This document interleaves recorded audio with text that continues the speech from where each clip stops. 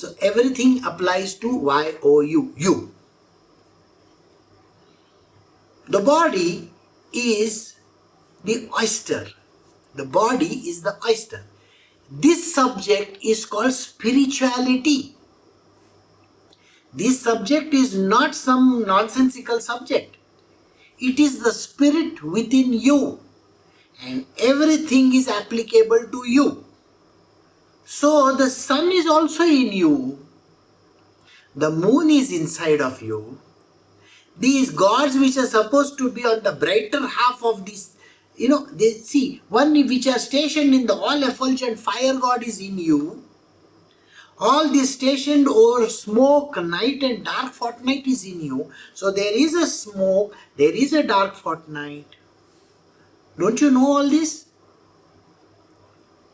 Human beings, do we follow a cycle?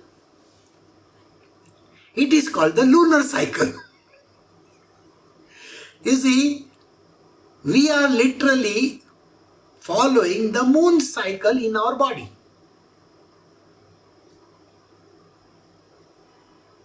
Sometimes you are very moody. Sometimes you are very I want to do this, I want to do that. And someday you are like dead duck. And if you are really crazy, if all your screws are loose, then you are called a lunatic. Luna. Luna means moon. Luna Paloma Blanca. Like that. We are doing Bhagavad Gita chapter 8 verse 25. The other path is that wherein are stationed the gods presiding over smoke, night, the dark fortnight, and the 6 months of the southward course of the sun. The yogi devoted to action with an interested motive, taking to this path after death, is led to the above gods, one after another, and attaining the luster of the moon, that is enjoying the fruits of the meritorious deeds in heaven, returns to this mortal world. So here Shri Krishna is explaining again. Remember, these entire verses are in a codex. Hardly anybody has any knowledge of what these verses mean. If you take them at the face value, it clearly tells you that the first 6 months a person can reach immortality. When there is a summertime, when the sun is crossing over to the Tropic of Cancer, the person, if he dies during that period, in the first half of the month when it is a brighter period, then he says all these different aspects you take into consideration, these are the face value of these words. Now he is talking about the face value of the words which say that any person who is dying when the sun has entered below the equator, that means the sun has gone into the southern hemisphere. And it is a darker period of the moon. That means Shukla Paksha was the brighter one, Krishna Paksha is the darker one. So the dark portion of the moon where the waxing has stopped, now waning has started of the moon. The waxing and waning are two aspects of the moon. So the waning has started, and the gods which are there, which are connected to smoke, night, the dark fortnight, all these are gods. Gods are connected to all these things. So even darkness has a god. So you will wonder, are there gods for the dark portion also? Of course there are. Somebody has to manage in the night also, isn't it? So yes, so Shri Krishna is explaining, when these two portions are there, the brighter portion is the one when a person dies at that time, he will enter the state of immortality. But when he is dying during the second half, a person is going to a certain domain, a certain heaven. In this heaven he will be around for a few days. The heavens of the darker forces. And then after his period is over, he has to be born again on this earth. Sri Krishna has explained these two verses like this. Now this is a clear explanation for a face value. That means I just have to take it the way it is.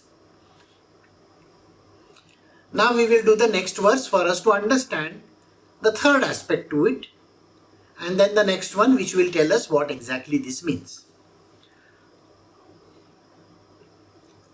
We are doing chapter 8 verse 26 now of the Bhagavad Gita. For these two paths of the world, the brighter and the dark, are considered to be eternal. Preceded by one of them, one reaches the supreme state from which there is no return, and proceeding from the other, one returns to the mortal world. That means being subject to birth and death once more. So there are these two paths. One, when you follow that path, you go to eternity. You are never born again. And the second path is the one where you die, then you have to be reborn again and again and again. So these two paths are eternal. One path is going out of the system, and the second one has a return journey ticket. So one is a single ticket and the second one has a return ticket also. So these two tickets are there. So which one would you like to follow? So understand this. These verses are very, very critical for us to know the truth. We should understand where we stand. Alright?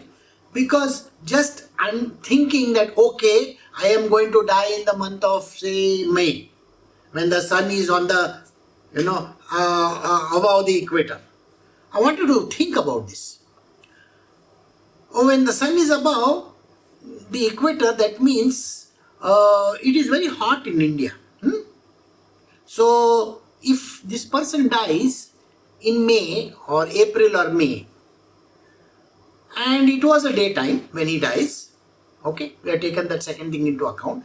The third thing we take into account is, okay, the moon was in the ascendant. The thing was ascending. It was on a Purnima day or maybe one day before Purnima, he is dying. All these things, it means that he is going to become immortal. He is going towards this domain, he is a yogi and he is going to get immortality. He is not going to be born again. This is what the meaning sounds like. Now let us take the other one. Where the other person is dying by say September, October, November or so, when the sun is in the southern hemisphere. He dies at night at 12 o'clock or 11 o'clock in the night. Okay? And all these gods who are connected to all the smoke and all these are there still. That is what is the meaning. And the moon was becoming like Amvasya, where it had become dark. It was waning, going away. So if this person dies, he must be going to a place where he has to be born again. This is what the meaning sounds like, isn't it? Let us try to understand this from the material worldly perspective. So you mean to say that those people who stay in the northern hemisphere go to heaven and those who stay in the southern hemisphere go to hell or are born again? Is this the truth? So people who are staying in Australia, New Zealand, Africa and South America, Central America or whatever, those poor fellows, they have to be born again. Does it mean like that? Somebody who is staying in Norway and Denmark and Sweden and all those places, Scandinavian countries, sun is not there for 6 months. So those fellows who are dying during that time, so they are not going to be, getting any liberation. It sounds so silly, isn't it? And when poor you are in Australia and your poor fellow dies over there, oh my God, he's going to go to a dangerous place. So the words are not looking great, isn't it? And that is why this is a secret. It is not been revealed in the text anywhere. Neither if you go to any of these places and try to read any scripture anywhere, there also nobody has mentioned what it is all about. They take the literal words over here for granted. That means only Indians are allowed to get liberated. Rest of the South Americans, poor fellows, are not liberated at all. So I have to worry about my Peruvian friends, all the Incas over there. There is nothing like that. There is a very critical thing which we need to understand. So let us move to the next verse and then we will see. So we are doing chapter 8, verse 27. The Bhagavad Gita, knowing thus the secret of these two paths, O son of Kunti, no yogi gets deluded. Therefore, Arjuna, at all times be steadfast in yoga in the form of equanimity, that is, strive constantly for my realization. This is the secret. The secret is revealed in verse 27. And the secret is so subtle that you can't even recognize that there is a secret over there. See how these words are sounding. Knowing thus the secret of the two paths. Did you even understand the secret of the two paths over here? I am sure all of you are wondering, what are they talking? What is Shri Krishna talking about? I mean, okay, I understand I have to die when it is March, April, May or something like that. But what happens if I am touring in Australia or New Zealand at that time? Okay, and my plane crashes over there, finished. That means, poor me, I am for them. In India it is March and April, but over there poor fellows are suffering from the cold. There is no sun overhead. So I am going to go to hell, I think. Surely. No, nothing like that. So where does it say? So these are the secrets of the two paths, Krishna says. No yogi gets deluded. He is talking about a person who is on the spiritual path. Sri Krishna is not talking about ordinary people. Ordinary people have no idea that there is something like this in this world. They eat, drink, sleep, get up, walk, talk, all these things they do. They don't have any clue whatsoever. If you are a married person, try to ask your spouse about this. Does he have any idea? Does she have any idea? No idea. No idea whatsoever. Do your parents have any idea? They too are like they're from Stone Age. They don't even know anything from Adam. So then where is the question of anybody knowing this? So knowing this is very important. So first you got to be a yogi. Remember, Sri Krishna was talking about all kinds of yogas, isn't it? First he spoke about the Sankhya Yoga, yoga of knowledge. Did he say the yoga of knowledge will take you to his domain? No, he was very clear. The yoga of knowledge can only take you to realization, liberation from not coming to me. You will not come to me. You will get dissolved in the Brahma if you are the perfect yogi. Okay, if you are doing karma yoga, any which way you are not coming to me, forget about it. You can work your ass, sorry, but you will still not come to me. You can do whatever you want to. The only person who has got the right to come to me is a devotee of mine. So this devotee is a yogi also. He doesn't need to know anything. He doesn't need to know about spirituality. It doesn't matter to me. He doesn't even have to be doing that work like a karma yogi. He can be working in an office. He can be going to office on a daily basis. He will be earning salary, he will be having his family. It doesn't really matter. See, all the gopis who could enter Goloka, this is a very beautiful thing. All gopis who could enter Goloka had husbands and wives also. Okay, the male gopis had wives. Okay, and the female gopis had husband. Even Radharani had a husband. Radharani's husband's name was Abhimanyu. He also had another name, Ayan Ghosh was his name. So, yeah, of course, they were always there. So, he was a great businessman. Milk business he had. Okay. So, he was running a dairy farm, maybe. So, let us look at that. So, she was also married. Alright. And all the gopis were married. Some of them were not, of course. But then they were able to go to Goloka. So you can also be married, you can have children, you can have a house, you can go and earn your living, you can do whatever you want to. But the only thing which you got to have is single pointed devotion to Krishna. Bas, baki, the rest of it doesn't matter really. So Shri Krishna is talking about this person. So you think the gopis knew about Sankhya Yoga? They had zero knowledge about Sankhya Yoga. When Uddhava went to, Sri Krishna sent Uddhava to visit all these gopis. And he is talking great philosophy, like this happened, like that happened.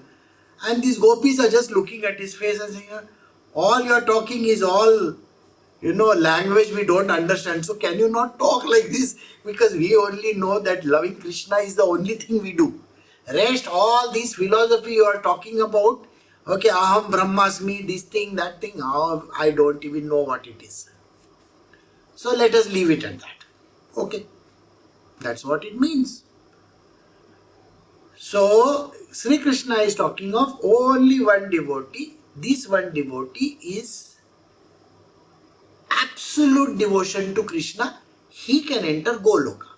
But in these two verses, which was 24 and 25, Sri Krishna is not talking of this devotee. 24, 25 and 26 verse, Sri Krishna is not at all mentioning devotion at all. What he is mentioning is somebody who is a Sankhya yogi or a Karma yogi who has followed the path of yoga very religiously, but there is an entry. You have to enter the domain of becoming zero. That means he can either go to the unmanifest domain, alright, he can become a Brahmanyani, or he can be born again. These are the only two options which he is talking about. So here in this verse, what he is saying, if you know the secret of these two paths, the yogi doesn't get deluded. This yogi who is going through the path of Sankhya Yoga or Karma Yoga, he doesn't get deluded. Therefore, Arjuna, at all times be steadfast in the yoga in the form of equanimity. This is the place where the crux lies. Alright? He is saying you should always have equanimity of mind. We were talking of equanimity yesterday, if you remember. Equanimity means not getting disturbed either this way or this way. Pleasure and pain are a part of life. Don't get disturbed by it. Right? Neither of these two. Now, he says, be steadfast in yoga in the form of equanimity. Strive constantly for my realization. So now you have to strive constantly for realization.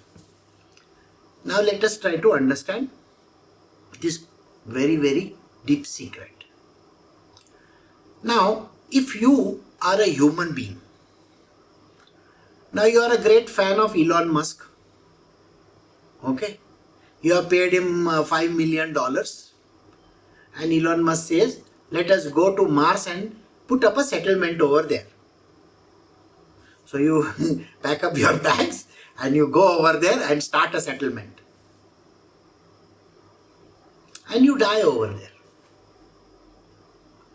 Please tell me whether it is Shukla Paksha or Krishna Paksha. None of these.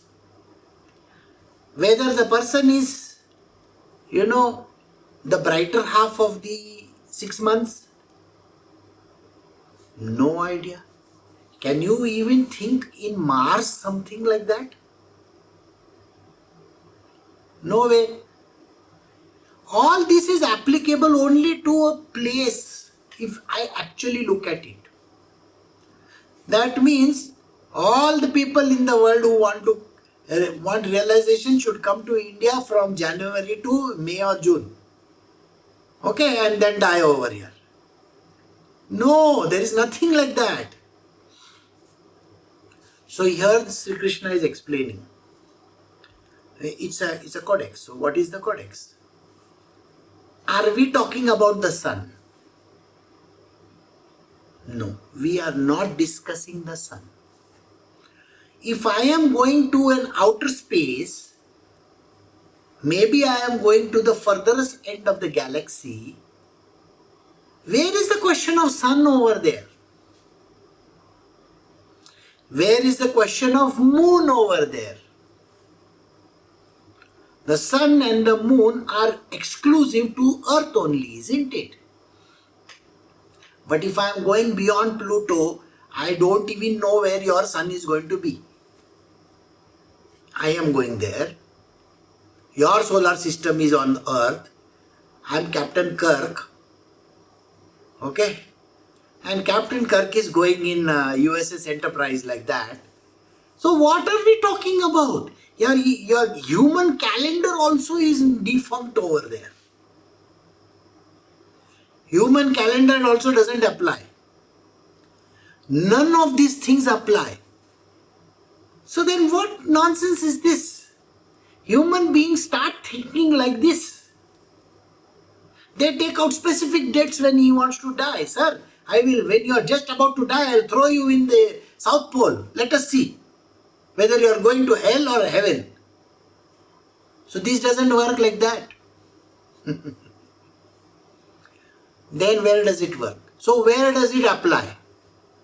Well, it doesn't apply on the sun, the moon, the stars, these, that, northern hemisphere, southern hemisphere, earth, sea, water, these, that, nothing. It applies to you.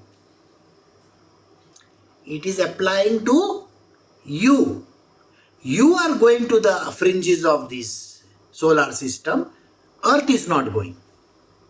You are going to Mars. Earth is not going. Sun is also not going there. Moon is also not going there.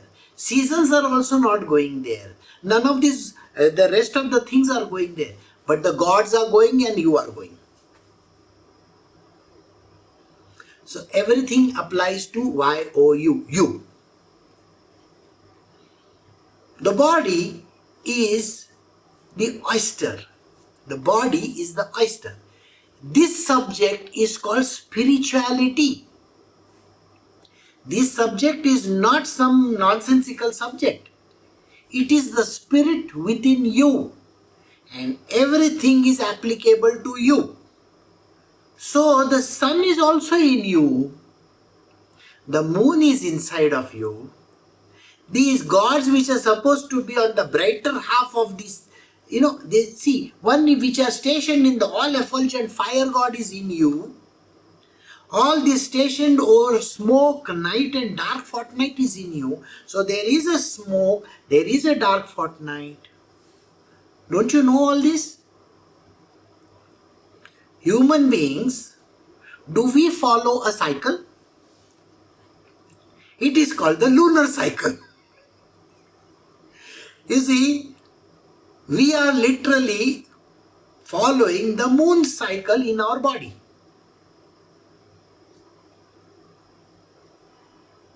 Sometimes you are very moody. Sometimes you are very I want to do this, I want to do that. And someday you are like dead duck. And if you are really crazy, if all your screws are loose, then you are called a lunatic. Luna. Luna means moon.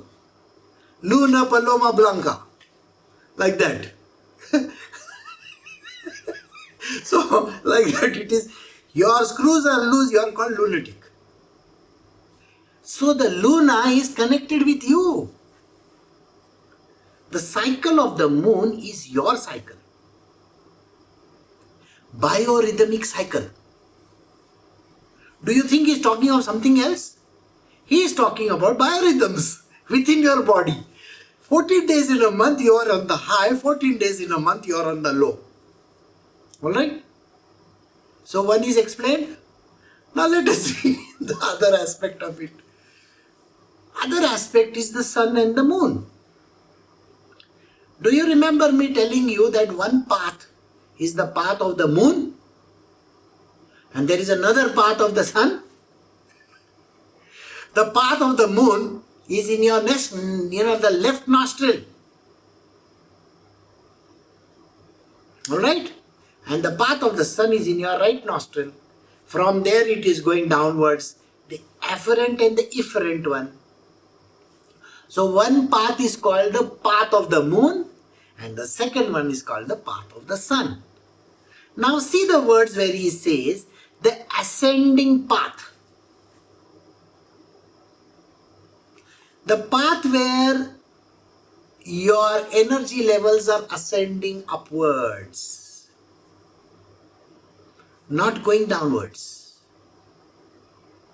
So when you are on the ascendant, when your energies are going from Muladhara to Swadhisthana to all that, it is entering the throat chakra. So then where is the sun? I told you also, it is called the solar plexus. The sun is in the upward side or the lower side? So you have a hemisphere yourself. The upper hemisphere and the lower hemisphere within you. Don't go anywhere else. So now let us understand these verses in a very peculiar manner. One which is stationed in the all-effulgent fire god. You are literally burning bright when the thing is moving upwards. All your chakras are lighting up like that. And you are going upwards. Then, the deities that are presiding over daylight, you are on the bright side of your life. You are always raring to fight. I want to do this. I want to do that. And the northward course of the sun. See, the verse is saying that. And you know the Brahma. This is the caveat. No, you should know the Brahma. So you are a yogi who is maintained his energy level, Kundalini as we call it, on the higher levels. Not going downwards. He is maintaining his Kundalini going upwards. And then when he is releasing his body, he can reach over here. Then he can attain Brahma. Then he is released. But if the person is in the like this, I don't know what I'm going to do. My whole world is. Every time people come and talk like this, my whole world is crumbling. I don't have money. I don't have job. I have this. I have that. All these things are happening. The gods which are presiding over smoke, night and the dark fortnight. Your Kundalini is going downwards. Like that. You are totally deflated. When you are deflated, what is happening? The path which is leading you towards deflation, at that time, are you not thinking, I wish I had the money, I wish I had a job, I wish I had this, I wish I had that. So many wishes are there, you're full of desires. Where is the question of thinking about God at that time? You're only wishing, I want this and I want that and I want that and I want that. This person is full of desires. Any person who is dying like, oh, I'm dying now, he is having a desire to live. He has a desire to see his children well settled. He has a desire that he wish money was there. He wishes he is alive. So many wishes. Where is equanimity of mind there? No equanimity. You think this fellow is going to be born again or no? 100%. He is going to be born like a donkey or a monkey or something like that. All his wishes have to be fulfilled now, no? So, path that is led by the above gods, all these dangerous gods that are there. So what happens to this person? This person is reborn. Whereas the person who's on the ascendant, that person will have liberation if he has reached the state of Brahma. But he needs to have the equanimity of mind. No thinking at that time. No thought process happening.